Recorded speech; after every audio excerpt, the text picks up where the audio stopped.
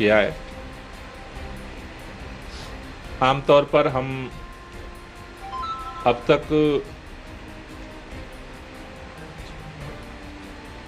ठंड के मौसम में विंटर एक्शन प्लान के तहत तात्कालिक काम करते रहे, लेकिन इस बार पहली बार सरकार ने समर एक्शन प्लान बनाया, जिसके तहत कई सारे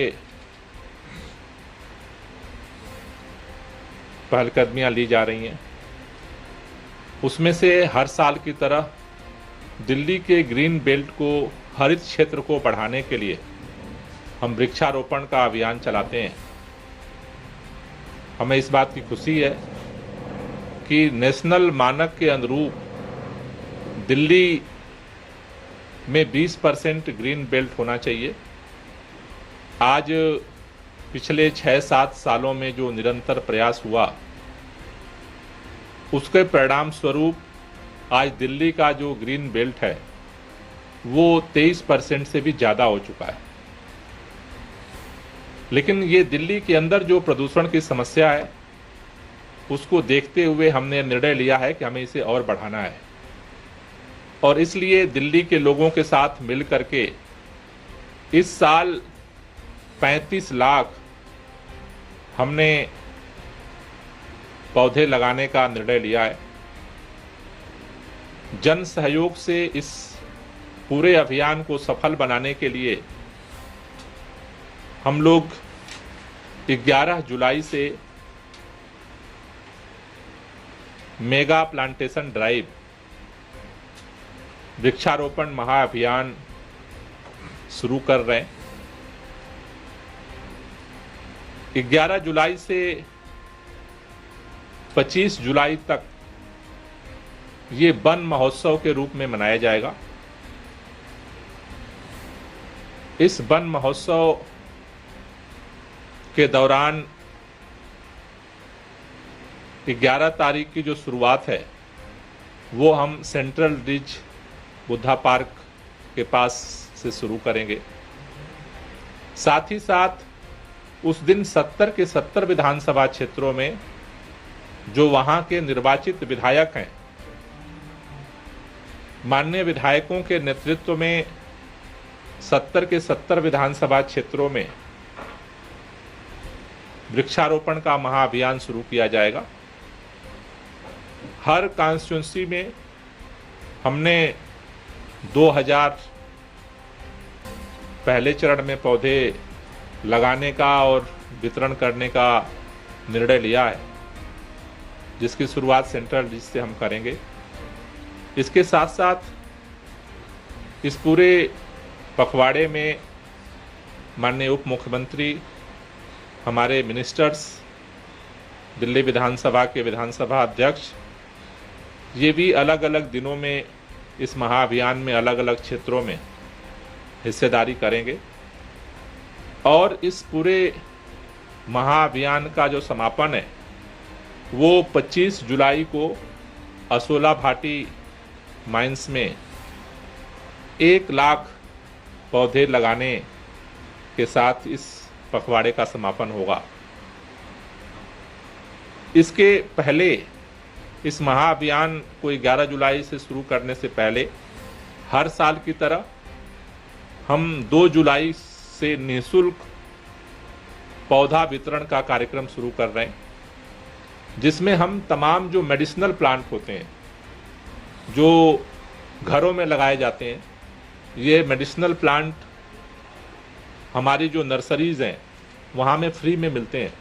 तो दिल्ली का कोई भी व्यक्ति वहाँ जा कर के उस मेडिसिनल प्लांट को ले सकता है और अपने घरों में ले जाकर लगा सकता है। तो इसकी जो शुरुआत है मेडिसिनल प्लांट फ्री डिस्ट्रीब्यूशन का, ये 2 जुलाई से हम कमला नेहरू जो रिज क्षेत्र है, जो नर्सरी है हमारी, वहाँ से हम शुरू करेंगे। और 2 जुलाई के बाद पूरे दिल्ली के अंदर नर्सरीज जो हैं वो फ्री डिस्ट्रीब्यूशन के लिए ओपन कर दी जाएंगी, जिसमें ये सारे जो मेडिसिनल प्लांट हैं वो प्लांट जो है डिस्ट्रीब्यूट किए जाएंगे। इसके साथ साथ ही मैं दिल्ली के सभी लोगों से निवेदन करना चाहता हूं कि आज दिल्ली के अंदर प्रदूषण की समस्या हम सबकी समस्या है। उसका हमला हम सबकी ज़िंदगी पर है। इसलिए मेरे दिल्ली के सभी लोगों से, खासतौर से युवाओं से ये अपील है कि इस प्रदूषण के खिलाफ जो लड़ाई है, उस लड़ाई में हम सबको योगदान देना होगा, हिस्सेदार बनना होगा। और इसके लिए मेरा निवेदन है कि हम सरकार की तरफ से जो समय समय पर अभियान चलता है, उसके साथ साथ अपने लाइफ में अपने इसको शामिल करें। हमारा जो बर्थडे होता है, शादी पर, सालगिरह के अवसर पर, जो भी खुशी के मौके होते हैं, अगर हम सब लोग अपने लाइफ में छोटा सा अगर एक संकल्प लेते हैं कि उस दिन हम एक छोटा सा मेडिसिनल प्लांट ही सही, लेकिन अगर अपने घर में हम उसको लगाते हैं, अगर एक दूसरे को हम वो देते हैं, तो मुझे लगता है कि ये छोटा सा कंट्रीब्यूशन है। लेकिन छोटे छोटे कंट्रीब्यूशन से ही अगर दिल्ली के 2 करोड़ लोग अपने लाइफ के, अगर जो ज़िंदगी के खुशी के मौके हैं, अगर उस पर इसको शामिल कर लेते हैं, क्योंकि हमें सबको खुशी के मौके पे कुछ देना होता है, कुछ करना होता है। हम कुछ ना कुछ करते हैं, सारे कुछ ना कुछ करते हैं। लेकिन अगर हम इसको अपने लाइफ में अडॉप्ट कर लेते हैं, इसमें कोई कास्टिंग नहीं है, बात केवल हम अपने माइंडसेट को चेंज करने की है। अगर इसको शामिल करते हैं तो दिल्ली के 2 करोड़ लोगों की हिस्सेदारी दिल्ली के इस ग्रीन बेल्ट को बेहतर करने में योगदान हो सकता है। तो मेरी ये भी अपील है कि हम सब लोग इसको अपने लाइफ का एक पार्ट बनाएं, और जो हम पार्ट बनाते हैं वो बन जाता है। तो उससे क्या होगा कि हम सब मिल करके इस प्रदूषण के खिलाफ जो लड़ाई है, उसमें हम सब हिस्सेदार होंगे। हमें इस बात की भी खुशी होगी कि अगर प्रदूषण पैदा करने में हमारा कंट्रीब्यूशन है, तो इसको दूर करने में भी हम भी हिस्सेदार हैं।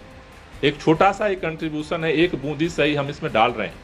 तो दिल्ली के लोगों से हम चाहते हैं कि हम सब मिल करके, सरकार और समाज मिल करके, इस जो मेगा प्लांटेशन ड्राइव है, वृक्षारोपण का महाअभियान है, इसमें हम सब मिल करके आगे बढ़ें।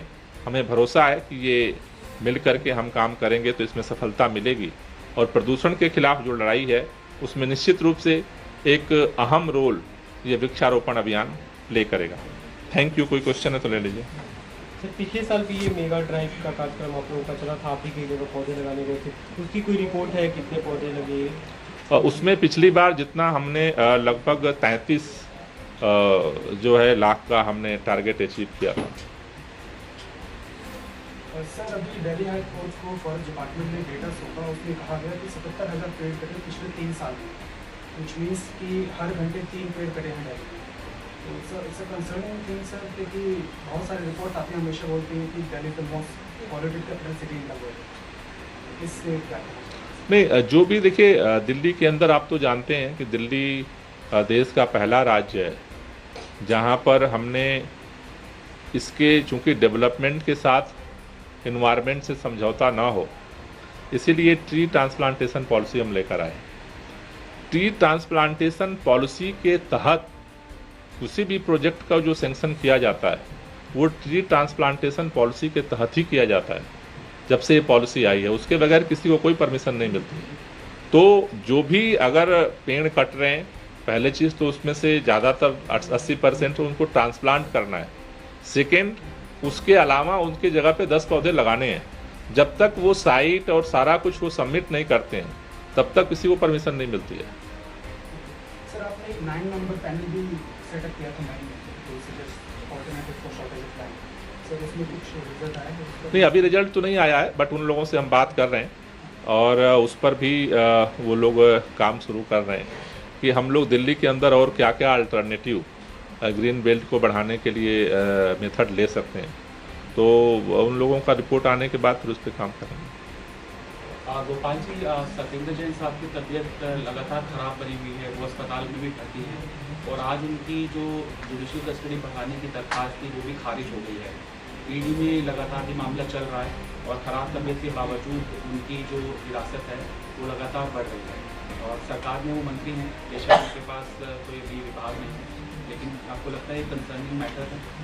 नहीं, निश्चित रूप से ये तो पहले दिन से कंसर्निंग मैटर है, और जिस तरह से मतलब अब तो खुलेआम ये चीज़ सामने आ रही है कि केंद्र सरकार जिस तरह से बेशर्मी के साथ मतलब ईडी का उपयोग कर रही है, कि कल तक जो है मतलब वो जो भी अपोजिशंस हैं अब वो एक दो की बात नहीं रह गई, और वो अब छुपी बात नहीं रह गई। जिस तरह से चाहे आम आदमी पार्टी हो, चाहे वो कांग्रेस पार्टी हो, चाहे अब वो शिवसेना दल और जो है शिवसेना का महागठबंधन हो, तो मतलब अब तो ऐसा लग रहा है कि जो भी अपोजिशन में उनके खिलाफ बोलेगा, मतलब उनको तो ऐसा लग रहा है कि जैसे इस देश से अब केवल सिंगल पार्टी का राज आने वाला है। जो भी विपक्ष है, अगर जनता ने जिता दिया तो फिर ईडी से जो है उसको खत्म किया जाएगा।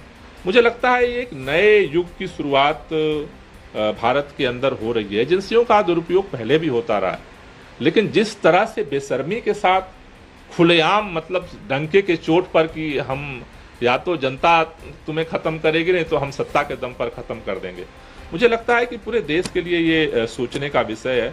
नाम हम उसमें सत्येंद्र जैन जी का लें या राहुल गांधी का लें या संजय राउत का लें या XYZ का लें, अब नाम मायने मेरे ख्याल से नहीं रह गए, लेकिन जो पूरी प्रोसेस सामने आ रही है वो कहीं ना कहीं इनडायरेक्ट पूरी डेमोक्रेसी का जो कंसेप्ट है, भारत के संविधान का जो बुनियादी सिस्टम है, शायद अब उसके खिलाफ ये काम हो रहा है। तो मुझे लगता है कि वो जो छोटी छोटी व्यक्ति से बात बहुत ऊपर उठ के जा रही है, जो सिनेरियो पूरे देश में सामने आ रहा है।